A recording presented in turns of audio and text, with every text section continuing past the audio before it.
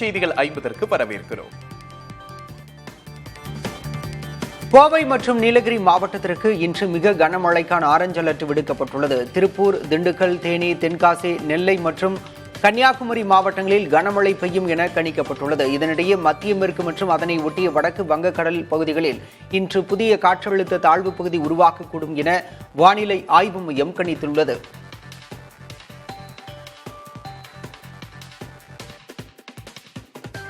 ஈரோடு மாவட்டம் பவானிசாகர் அணைக்கு நீர்வரத்து அதிகரித்துள்ளதால் மாயாற்றில் வெள்ளப்பெருக்கு ஏற்பட்டது. ஆபத்தான முறையில் சிலர் பரிசல் மூலம் ஆற்றை கடந்து சென்றனர். பொதுமக்கள், வாகனங்கள் மற்றும் பரிசல் மூலம் ஆற்றை கடக்க வேண்டாம் என்று வனத்துறை எச்சரிக்கை விடுத்துள்ளது. நீலகிரி மாவட்டம் கூடலூர், உதகை மற்றும் சுற்றுவட்டார பகுதிகளில் கனமழை பெய்தது. பெம்பட்டியில் 100 மீட்டர் தொலைவுக்கு மண் சரிவு ஏற்பட்டதால் போக்குவரத்து பாதிக்கப்பட்டது. கனமழையால் தொட்டபெட்டா உள்ளிட்ட இடங்களில் மரங்கள் முறிந்து விழுந்தன. புத்தூர்வயல் ஆற்றில் வெள்ளப்பெருக்கு ஏற்பட்டு விவசாய நிலங்களுக்குள் தண்ணீர் புகுந்ததால் பீன்ஸ், மேரக்காய் உள்ளிட்ட பயிர்கள் தண்ணீரில் மூழ்கின. கேரளாவின் வடபகுதிகளில் பருவமழையின் வீச்சு தீவிரமாக உள்ளது. பல இடங்களில் மரங்கள் பெயர்ந்து சாலையில் விழுந்துள்ள சூழலில் அணைகள், ஏரிகள் வேகமாக நிரம்பி வருகின்றன. தாழ்வான பகுதிகளில் வசிப்பவர்கள் வேறு பாதுகாப்பான பகுதிகளுக்கு அழைத்துச் செல்லப்பட்டனர். தேசிய பேரிடர் மீட்புப் படையினருடன் காவல்துறையினர், தீயணைப்புப் படையினர் நிவாரணப் பணிகளில் ஈடுபடுத்தப்பட்டுள்ளனர். கர்நாடகாவின் பல பகுதிகளில் பருவமழை பெய்ய தொடங்கியுள்ளது. தட்சிண கன்னடா, உடுப்பி ஆகிய கடலோர மாவட்டங்களில் மழை வெளுத்து வாங்கியது. பெலகாவி நகரில் வீட்டின் சுவர் இடிந்து 3 வயது சிறுமி உயிரிழந்தார். கர்நாடக மாநிலத்தில் மழை பாதிப்புக்கு 3 பேர் உயிரிழந்தனர். பாதிக்கப்பட்ட மக்களை மீட்க தேசிய பேரிடர் மீட்புப் படையினர் களமிறக்கப்பட்டுள்ளனர். டெல்லியில் கடந்த 125 ஆண்டுகளில் இல்லாத அளவுக்கு மே மாதத்தில் மழை பொழிவு இருந்ததாக இந்திய வானிலை ஆய்வு மையம் தெரிவித்துள்ளது. மும்பையைப் போலவே தலைநகர் டெல்லியிலும் இடி மின்னலோடு பெய்த கனமழையால் இயல்பு வாழ்க்கை பெரிதும் பாதிக்கப்பட்டது. 4 மணி நேரங்களில் 8 சென்டிமீட்டர் அளவுக்கு கொட்டி தீர்த்த கனமழையால் பல இடங்கள் வெள்ளக்காடாக காட்சியளித்தன. மும்பையில் 107 ஆண்டுகளில் இல்லாத அளவிற்கு மழை பொழிவு ஏற்பட்டுள்ளது. கனமழை காரணமாக நகரின் தாழ்வான பகுதிகளில் வெள்ளம் தேங்கியுள்ளது. ரயில், பேருந்து போக்குவரத்து பாதிக்கப்பட்டுள்ளது. 250 விமானங்கள் புறப்படுவதும் தரையிறங்குவதும் தாமதமாகியுள்ளது. மும்பையில் 2 தினங்களுக்கு பலத்த காற்றுடன் கனமழை பொழியும் என்றும் வானிலை ஆய்வு மையம் எச்சரித்துள்ளது.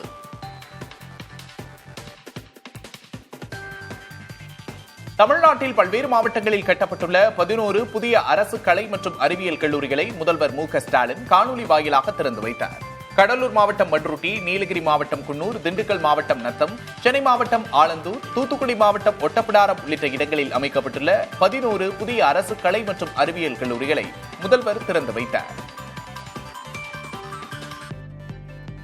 அதிமுக ஆட்சியில் இருந்தபோது பிரதமர் மோடிக்கு கருப்பு கொடி காட்டிய திமுக தலைவர் ஸ்டாலின் தற்போது பிரதமருக்கு வெள்ளை கொடையை பிடித்துள்ளதாக அதிமுக பொதுச் செயலாளர் எடப்பாடி பழனிசாமி விமர்சித்துள்ளார்.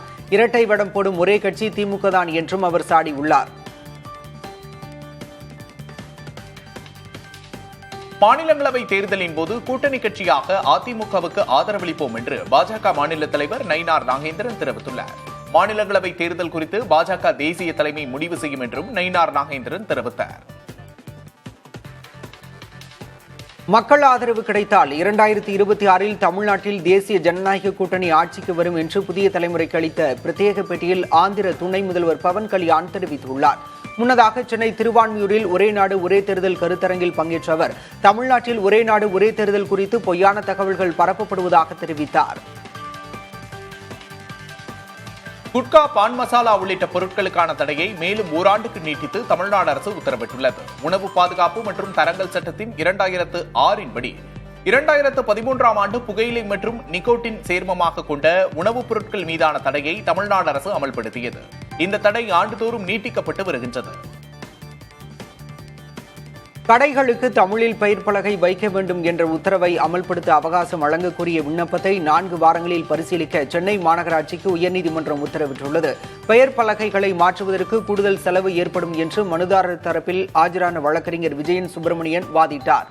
அப்போது மனுதாரர் சங்கத்தின் கோரிக்கையை 4 வாரங்களில் பரிசீலிக்கும்படி சென்னை மாநகராட்சிக்கு உத்தரவிட்ட நீதிபதி அதுவரை கடும் நடவடிக்கை ஏதும் எடுக்கக்கூடாது என உத்தரவிட்டார்.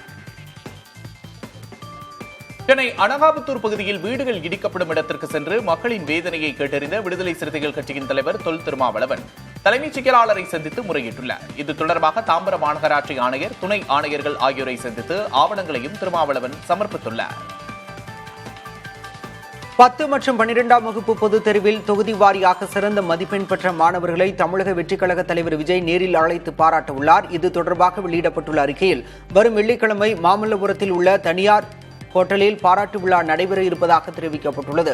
முதற்கட்டமாக சென்னை, காஞ்சிபுரம் உள்ளிட்ட மாவட்டங்களில் 88 தொகுதிகளைச் சேர்ந்த மாணவ மாணவியருக்கு ஊக்கத்தொகையும் சான்றும் வழங்கி விஜய் பாராட்டுகிறார். துணைவேந்தர்கள் நியமன அதிகாரம் தொடர்பான வழக்கை கோடைக்கால விடுமுறைக்கு பின்னர் விசாரிப்பதற்காக உச்சநீதிமன்றம் ஒத்திவைத்தது. தமிழ்நாடு அரசு மற்றும் மத்திய அரசின் சார்பில் விசாரணையை ஜூன் 16க்கு பின்பு ஒத்திவைக்க கோரப்பட்ட நிலையில் அதனை நீதிபதிகள் ஏற்றனர். டாஸ்மாக் துறையில் ஏதோ தவறு உள்ளதாக உயர்நீதிமன்ற மதுரை கிளை தெரிவித்துள்ளது. மதுரை மாவட்டத்தில் டாஸ்மாக் விற்பனையாளராக உள்ள மாயக்கண்ணன், முருகன், ராமசாமி ஆகியோர் தங்கள் பணியிடை நீக்கத்தை ரத்து செய்ய கோரி உயர்நீதிமன்ற மதுரை கிளையில் மனு தாக்கல் செய்தனர். இந்த வழக்கை விசாரித்த நீதிபதி புகழேந்தி ஊழியர்கள் மீதான நடவடிக்கையை ரத்து செய்து உத்தரவிட்டார். ஊழல் குற்றச்சாட்டில் கிடைக்கக்கூடிய ஆவணங்களை பார்க்கும்போது மொத்த டாஸ்மாகிலும் ஏதோ தவறு நடக்கிறது என்பது மட்டும் தெரிகிறது என்றார். தமிழகத்தில் ஜூன் 19ஆம் தேதி மாநிலங்களவை தேர்தல் நடைபெறும் என்று இந்திய தேர்தல் ஆணையம் அறிவித்துள்ளது. அதன்படி ஜூன் 2ஆம் தேதி வேட்புமனு தொடங்கும் எனவும் வேட்புமனுவை திரும்பப் பெற ஜூன் 12ஆம் தேதி கடைசி நாள் என்றும் தெரிவிக்கப்பட்டுள்ளது. மாநிலங்களவை உறுப்பினர் பதவிக்கு போட்டி இருக்கும் பட்சத்தில் 19ஆம் தேதி காலை 9 மணி முதல் மாலை 4 மணி வரை வாக்குப்பதிவு நடத்தப்பட்டு மாலை 5 மணிக்கு முடிவுகள் அறிவிக்கப்படும் என்று தேர்தல் ஆணையம் தெரிவித்துள்ளது. மாநிலங்களவை உறுப்பினர்களான அன்புமணி, வைகோ, வில்சன், சண்முகம், சந்திரசேகரன், MM அப்துல்லா ஆகிய 6 பேரின் பதவிக்காலம் வருகிற ஜூலை 24ஆம் தேதியுடன் நிறைவடைய உள்ளது. மாநிலங்களவை தேர்தல் ஜூன் 19ஆம் தேதி அறிவிக்கப்பட்டுள்ள நிலையில் MLA-க்களின் எண்ணிக்கை அடிப்படையில் திமுகவுக்கு 4, அதிமுகவுக்கு 2 இடங்கள் கிடைக்கும் என்று எதிர்பார்க்கப்படுகிறது. கொச்சி அருகே லைபீரிய சரக்கு கப்பல் கவிழ்ந்த விபத்தால் தென் மாவட்டங்களைச் சேர்ந்த தமிழக மீனவர்களும் பாதிக்கப்பட வாய்ப்புள்ளதாக தேசிய கடல்சார் ஆய்வு நிறுவனம் தெரிவித்துள்ளது. கடற்பரப்பில் எண்ணெய் பரவிய நிலையில் கேரள மீனவர்கள் மட்டுமின்றி கன்னியாகுமரி, நெல்லை மீனவர்களும் பாதிக்கப்படும் சூழல் உருவாகியுள்ளது. ரிசர்வ் வங்கி கடன்களுக்கான வட்டி விகிதத்தை குறைக்க வாய்ப்பு இருப்பதாக தகவல் வெளியாகியுள்ளது. வரும் ஜூன் 6ஆம் தேதி ரிசர்வ் வங்கியின் நிதி கொள்கை கூட்டத்தில் இந்த முடிவு எடுக்கப்பட இருப்பதாக கூறப்படுகிறது. ஏற்கனவே நடப்பாண்டில் பிப்ரவரி மற்றும் ஏப்ரல் மாதங்களில் நடைபெற்ற நிதி கொள்கை கூட்டத்தின் போது கடன் வட்டி விகிதம் தலா 0.25% குறைக்கப்பட்டது. குஜராத் மாநிலம் தாகோத் மாவட்டத்தில் ரயில் இன்ஜின் தயாரிப்பு ஆலையை பிரதமர் மோடி நாட்டுக்கு அர்ப்பணித்தார். தொடர்ந்து 9000 குதிரை திறன் கொண்ட மின்சார ரயில் என்ஜின் சேவையையும் பிரதமர் மோடி கொடியசைத்து தொடங்கி வைத்தார். அப்போது ரயில் இன்ஜின் பயன்பாட்டை மோடி கேட்டறிந்தார். பீகார் மாநிலம் பாட்னாவில் நடைபெற்ற நிகழ்ச்சி ஒன்றில் அம்மாநில முதல்வர் நிதிஷ்குமார் தன்னை வரவேற்றவரின் தலையில் பூந்தொட்டியை வைத்த சம்பவம் பேசுபொருளாகியுள்ளது. பாட்னாவில் உள்ள LN மிஸ்ரா நிறுவனத்தில் நடைபெற்ற நிகழ்ச்சிக்கு வருகை தந்த நிதிஷ்குமாரை ACS கல்வி நிறுவனத்தின் தலைவர் சித்தார்த் பூந்தொட்டி கொடுத்து வரவேற்றார். அதை வாங்கிய நிதிஷ்குமார் விளையாட்டுத்தனமாக அதை சித்தார்த்தின் தலையில் வைத்தார். ராஷ்டிரிய ஜனதாதளம் கட்சியின் தலைவர் தேஜஸ்வி யாதவ் அண்மையில் கோவிலுக்கு சென்றுவிட்டு வெளியே வந்த பின்னர் நெற்றியில் இருந்த பொட்டை அழித்தது சர்ச்சைக்குள்ளாகியுள்ளது. தேஜஸ்வி யாதவ் உண்மையான ஹிந்துவா என்பதை இந்நிகழ்வு கேள்விக்குறியாக்குவதாக பீகார் அமைச்சர் சஞ்சய் சரோகி விமர்சித்துள்ளார். தேஜஸ்வி யாதவ் நம்பக்கூடாத நபராகிவிட்டார் என்றும் சஞ்சய் சரோகி விமர்சித்துள்ளார். பிரசாந்த் கிஷோர் ஜன் சுராஜ் கட்சியின் முதல்வர் வேட்பாளராக இருப்பார் என அக்கட்சியின் உதய் சிங் தெரிவித்துள்ளார். பிரபல தேர்தல் வியூக நிபுணரான பிரசாந்த் கிஷோர் பீகாரில் ஜன் சுராஜ் என்ற கட்சியை நடத்தி வருகிறார். இந்த ஆண்டு இறுதியில் அங்கு நடைபெறும் சட்டப்பேரவை தேர்தலில் பிரசாந்த் கிஷோரின் கட்சி தனித்து போட்டியிட உள்ளது.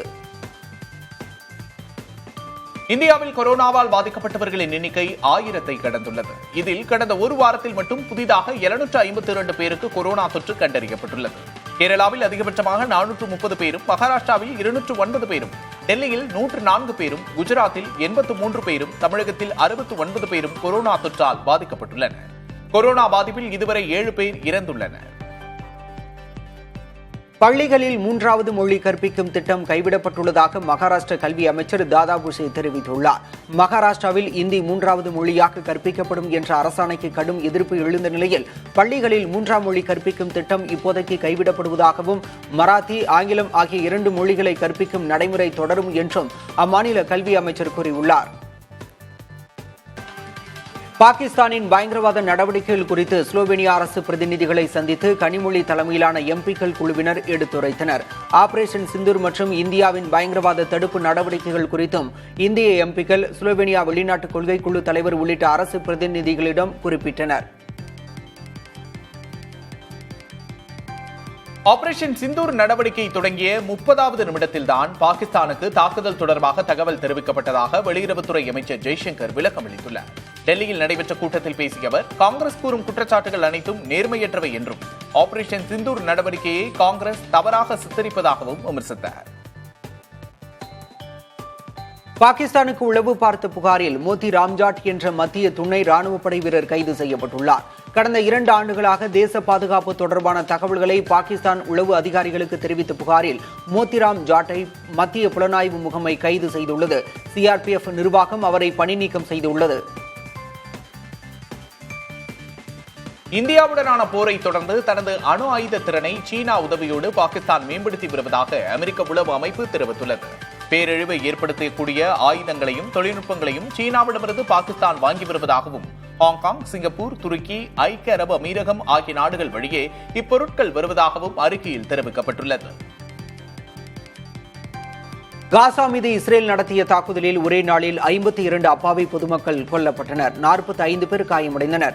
கொல்லப்பட்டவர்களில் 31 பேர் பள்ளி கட்டடம் ஒன்றில் தஞ்சமடைந்தவர்கள் ஆவர்.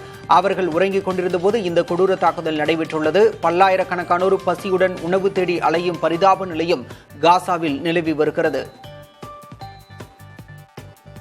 காசாவில் இஸ்ரேல் நடத்தி வரும் தாக்குதலில் ஒரு குடும்பத்தில் 9 பேர் உயிரிழந்த பெரும் துயரம் நிகழ்ந்திருக்கிறது. இந்த 9 பேரும் மருத்துவ தம்பதியின் பிள்ளைகள் ஆவர். இவர்களில் 7 பேர் குண்டு விழுந்த உடனே இறந்துவிட்ட நிலையில் மற்ற 2 கட்டிட இடிபாடுகளுக்குள் சிக்கி இறந்தனர். மருத்துவ தம்பதியின் 10 பிள்ளைகளில் ஒரே ஒருவர் மட்டுமே உயிர் பிழைத்துள்ள நிலையில் சிறுவனும் தந்தையும் மருத்துவமனையில் தீவிர சிகிச்சை பெற்று வருகின்றனர். யுக்ரைன் போர் தொடர்பாக ரஷ்ய அதிபர் புதினை அமெரிக்க அதிபர் டொனால்டு ட்ரம்ப் கடுமையாக விமர்சித்திருக்கிறார். இது தொடர்பாக தனது சமூக வலைதள பக்கத்தில் பதிவிட்டுள்ள ட்ரம்ப், புதினுக்கு என்னவோ ஆகிவிட்டது எனவும் தேவையே இல்லாமல் மக்களை கொன்று குவித்து வருகிறார் எனவும் சாடியுள்ளார். யுக்ரைனை முழுமையாக கைப்பற்ற வேண்டும் என புதின் நினைத்தால் அது ரஷ்யாவின் வீழ்ச்சிக்கு காரணமாகிவிடும் என்றும் ட்ரம்ப் எச்சரித்துள்ளார். பிரான்ஸ் அதிபர் இமானுவேல் மேக்ரானின் முகத்தை அவரது மனைவி தள்ளியதாக வெளியான வீடியோ சமூக ஊடகங்களில் காட்டுத்தீயாய் பரவி வருகிறது. அரசுமுறை பயணமாக வியட்நாம் சென்ற அவர் விமானத்தை விட்டு இறங்க முற்பட்ட போது அவரது கன்னத்தை சிவப்பு ஆடை அணிந்திருந்த ஒருவர் பிடித்து தள்ளியது பலரையும் அதிர்ச்சியில் ஆழ்த்தியது. பின்னர் விமானத்தை விட்டு கீழே இறங்கிய போது அதே சிவப்பு ஆடையோடு மேக்ரானின் மனைவி பிரிகட் இறங்கி வந்தது பல்வேறு யூகங்களை கிளப்பியுள்ளது. பெருவில் நடந்த கோமாளி தினம் கொண்டாட்ட நிகழ்ச்சிகள் காண்போரை வியப்பில் ஆழ்த்தின. தலைநகர் லீமாவில் கூடிய 100க்கும் மேற்பட்ட கோமாளி போன்று வேடமணிந்தவர்கள் சாலைகளில் பேரணி சென்றவாறு சாகசங்களில் ஈடுபட்டனர். இதனை பலரும் கண்டு ரசித்தனர்.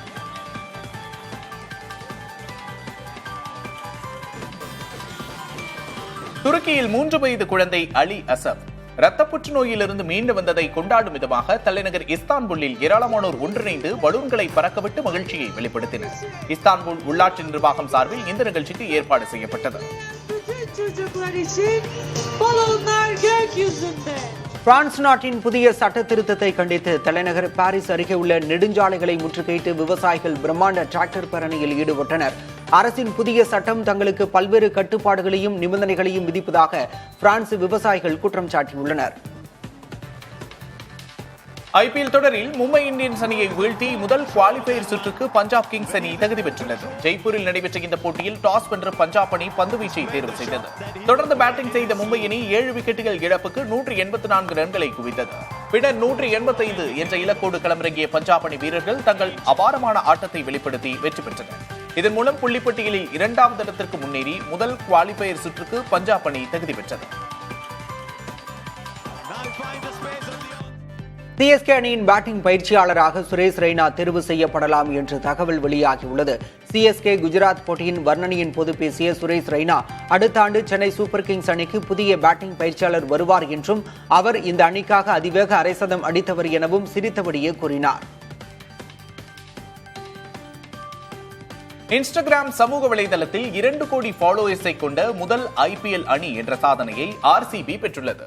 ஐபிஎல் தொடரில் விளையாடி வரும் அனைத்து அணிகளும் தங்களது சமூக வலைதள பக்கங்களில் புகைப்படங்கள், வீடியோக்களை பதிவிட்டு வருகின்றன. இந்த நிலையில் 2 கோடி ஃபாலோவர்ஸை கொண்ட முதல் ஐபிஎல் அணி என்ற பெருமையை ஆர்சிபி பெற்றுள்ள சூழலில் 1,86,00,000 ஃபாலோவர்ஸ்களுடன் சிஎஸ்கே 2வது இடத்தில் உள்ளது. ஆஸ்திரேலியாவில் வெள்ளத்தால் பாதிக்கப்பட்ட நியூ சவுத் வேல்ஸ் பகுதியில் சீக்கிய அமைப்பினர் தன்னார்வமாக உணவுகளை சமைத்து வழங்கி வருவது பலரது பாராட்டுகளையும் பெற்றுள்ளது. 2014ஆம் ஆண்டு முதல் ஆஸ்திரேலியாவின் பல்வேறு பகுதிகளில் இயற்கை பேரிடர் ஏற்படும் போது இவர்கள் உணவுகளை சமைத்து வழங்கி வருகின்றனர். கடந்த 3 நாட்களில் 3000க்கும் மேற்பட்டோருக்கு சீக்கியர்கள் உணவு அளித்துள்ளனர். ரஜினிகாந்தின் ஜெயிலர் 2 படத்தில் சந்தானம் நடிக்கவிருப்பதாக தகவல் வெளியாகியிருக்கிறது. சிம்புவின் 49வது திரைப்படத்தில் நடிக்க ஒப்பந்தமான சந்தானம் தற்போது நெல்சன் இயக்கத்தில் ரஜினிகாந்த் நடித்து வரும் ஜெயிலர் 2 படத்திலும் இணைந்துள்ளதாக செய்திகள் வெளியாகியுள்ளன. சந்தானம் ஏற்கனவே ரஜினியோடு இணைந்து எந்திரன், லிங்கா ஆகிய படங்களில் காமெடி கதாபாத்திரங்களில் நடித்திருந்தார் என்பது குறிப்பிடத்தக்கது. தன் மீது அவதூறு பரப்புவோர் மீது கடும் நடவடிக்கை எடுக்கப்படும் என்று பாடகி கெனிஷா அதிரடி நோட்டீஸ் வெளியிட்டுள்ளார். இது தொடர்பாக தனது இன்ஸ்டாகிராம் பக்கத்தில் பதிவிட்டுள்ள அவர், ரவிமோகன் விவகாரத்தில் தன் மீது அவதூறு பரப்பும் வகையிலும் ஆபாசமாகவும் பதிவிடுவோர் மீது நடவடிக்கை எடுக்கப்படும் என்று குறிப்பிட்டுள்ளார். பைரவம் படவிழாவில் நடிகர் சிம்புவிடம் 10,000 ரூபாய் ஜிபேயில் அனுப்ப வேண்டும் என்று தெலுங்கு நடிகர் மஞ்சு மனோஜ் நகைச்சுவையாக கேட்ட வீடியோ சமூக வலைதளங்களில் வைரலாகி உள்ளது. பைரவம் படம் நிகழ்ச்சியின் போது கதாநாயகன் மஞ்சு மனோஜ் நடிகர் சிம்புவுக்கு கால் செய்து தொலைபேசியில் பேசினார். அப்போது தக் லைஃப் படத்திற்கு வாழ்த்துக்கள் எனவும் மஞ்சு மனோஜ் தெரிவித்தார். தெலுங்கு நடிகரும் ஆந்திர துணை முதல்வருமான பவன் கல்யாண் நடித்த ஓஜி திரைப்படம் வரும் செப்டம்பர் 25ஆம் தேதி வெளியாக உள்ளது. இதற்கான அறிவிப்பை தயாரிப்பு நிறுவனமான டிவிவி என்டர்டைன்மெண்ட் நிறுவனம் எக்ஸ் சமூக வலைதளத்தில் வெளியிட்டுள்ளது. பவன் கல்யாண், பிரியங்கா மோகன், இம்ரான் ஹாஷ்மி உள்ளிட்டோர் இந்த படத்தில் நடித்துள்ளனர்.